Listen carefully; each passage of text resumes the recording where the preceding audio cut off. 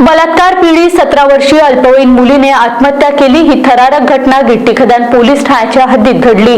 या प्रकरणी पोलिसांनी मुलाचा प्रियकर व त्याच्या प्रेयसी विरुद्ध आत्महत्येस प्रवृत्त करण्यासह विविध कलमान्वये गुन्हा दाखल केला आहे।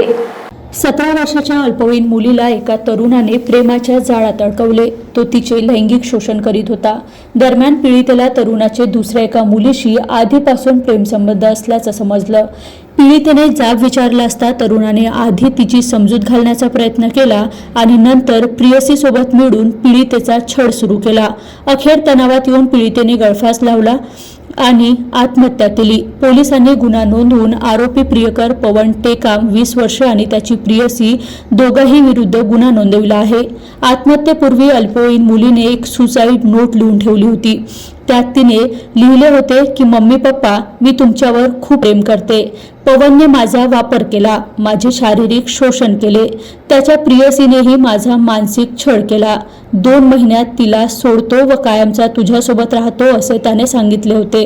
दोघांनीही मला खूप टॉर्चर केले, असे अल्पवयीन मुलीने आत्महत्या करण्यापूर्वी इंग्रजीत लिहिलेल्या चिठ्ठीत म्हटले आहे। त्या आधारे पोलिसांनी पवन व त्याच्या प्रेयसी विरुद्ध बलात्कार आत्महत्येस प्रवृत्त करण्यासह विविध कलमान्वये गुन्हा दाखल केला आहे।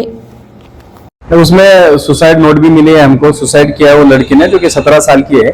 उसके बाद हमने ऑफेंस रजिस्टर किया है, वो पॉक्सो का ऑफेंस रजिस्टर किया है और हैंगिंग का जो आत्महत्या के लिए उन्होंने प्रवृत्ति किया है और उनके कारण आत्महत्या किया है। जो 2 आरोपी है उसमें 2 ही आरोपी का हमने गोंदिया से अरेस्ट किए आज सुबह ही, और उसमें इन्वेस्टिगेशन शुरू है। वो तो इन्वेस्टिगेशन का पार्ट है, हम ऐसा बता नहीं सकते आपको, लेकिन जो लिखा है उसके बारे में हमने FIR रजिस्टर की है और उसके